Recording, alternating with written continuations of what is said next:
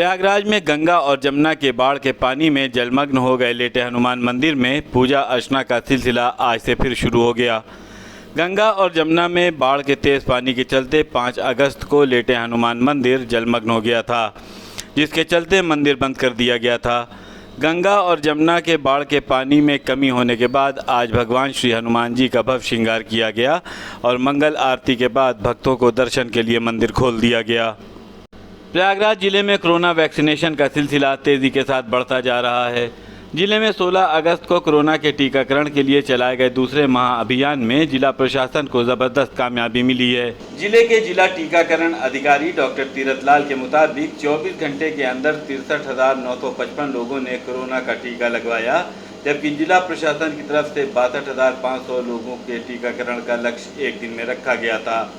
गौरतलब है कि जिले में अब तक 14,88,989 लोगों ने कोरोना की वैक्सीन लगवा ली है, जिसमें कोरोना की दोनों वैक्सीन लेने वालों की संख्या 2,84,186 है। तालिबान के तख्ता पलट के बाद अफगानिस्तान के अलग अलग शहरों में फंसे भारतीय नागरिकों के परिवार के लोग बेहद चिंतित हैं। यूपी के चंदौली जिले के अनूपपुर में रहने वाले एक परिवार भी इस तख्ता पलट के बाद अपने बेटे की वतन वापसी को लेकर आंसू बहा रहा है। गौरतलब है कि चंदौली के अलीनगर थाना क्षेत्र के अमोदपुर गांव का रहने वाला सूरज अफगानिस्तान इस वक्त काबुल में फंस गया है। सूरज चौहान जनवरी 2021 में रोजी रोटी की तलाश में वेल्डिंग का काम करने काबुल गया था, जहां वो तख्ता पलट में तालिबानियों के बीच फंस गया है। इसे लेकर उसके परिजन परेशान हैं और उसकी सुरक्षित वापसी के लिए सरकार से गुहार लगा रहे हैं। वही मेरे से परसों बात हुआ था, 3 दिन पहले। क्या बोल रहा था? वह बोला था कि सरकार बदल गया है और तालिबान का सरकार हो गया और यहाँ का मुख्यमंत्री जो भाग गया एकदम। इस वक्त सुरक्षित है आपके बेटे? ये वक्त सही है, लेकिन परेशानी है थोड़ा सा। कोई निश्चित नहीं तालिबान क्या करेगा। क्या मांग करते हैं आप सरकार से? हम सरकार से यही करेंगे, मोदी साहब से, कि वह मेरे बेटे को जितना जल्दी मंगवाते हैं। भारत में विदेशी कंपनियों द्वारा ऑनलाइन जुए के खिलाफ इलाहाबाद हाई कोर्ट में एक जनहित याचिका दाखिल हुई है। इसमें कोर्ट ने केंद्र और राज्य सरकार से जवाब तलब किया है। समाजसेवी शिमला श्री त्रिपाठी की ओर से दाखिल इस जनहित याचिका में आरोप लगाया गया है कि देश और प्रदेश में लगभग 500 वेबसाइट पर ऑनलाइन गैम्बलिंग चल रही है, जो कि भारत में गैम्बलिंग एक्ट 1807 के प्रावधानों के विपरीत और दंडनीय है। याचिका में ये भी कहा गया है कि इस ऑनलाइन गैम्बलिंग से देश की अर्थव्यवस्था को भारी नुकसान पहुंच रहा है और इससे देश का पैसा इंडियन सर्विस प्रोवाइडर जैसे पेटीएम के जरिए विदेशों में हवाला की तरह जा रहा है।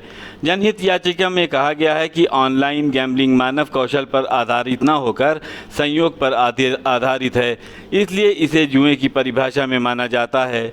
इसके तहत एक लाल रंग या हरा रंग चुनना होता है। हरे रंग के आने पर आर्थिक लाभ होता है और लाल रंग आने पर आर्थिक हानि होती है। झांसी के बेरुआ सागर थाना क्षेत्र के ग्राम उज्जैन से निकली बेतवा नदी से निकलकर एक मगरमच्छ गांव में घुस आया और गांव में ही रहने वाले इंद्रपाल सिंह के घर में बिछी चारपाई के नीचे रात में मगरमच्छ आकर बैठ गया।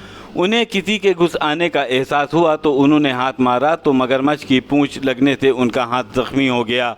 इसके बाद इंद्रपाल ने मगरमच्छ देखकर अपने घर के सभी बच्चों को बाहर निकालकर मकान के दरवाजे को बंद कर दिया और शोर कर दिया, जिसे देखकर गांव में कई घंटे तक हड़कंप मचा रहा और इकट्ठा होकर ग्रामीणों ने मगरमच्छ को पकड़कर रस्सी से बांध दिया। इसके बाद वन विभाग और पुलिस को सूचना दी गई।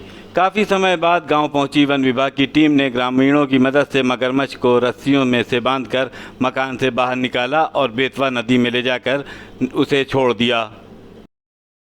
पानदरीबा के इमामबाड़ा सफदर अली बेग से 1836 से कायम किया गया दुलदुल का जुलूस कोविड संक्रमण के कारण इस वर्ष भी नहीं निकला।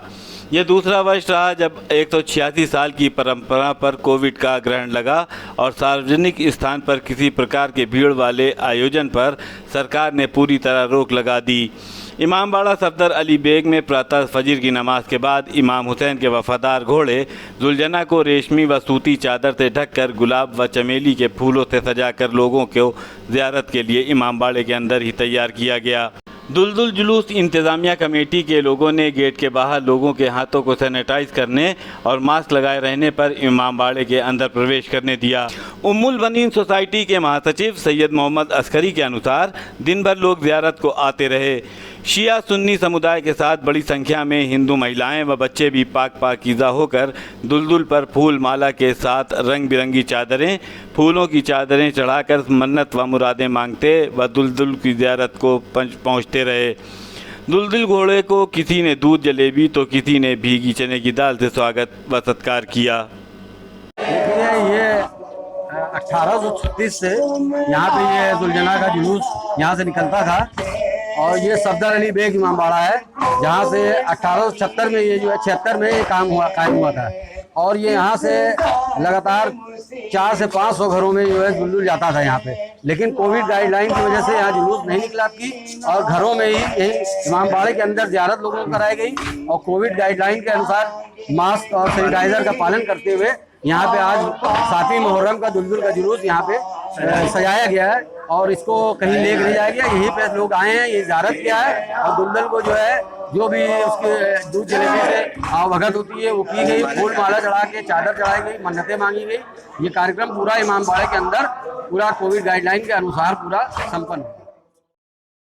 अभी खबरों में बस इतना ही। आप देखते रहिए संगम न्यूज़।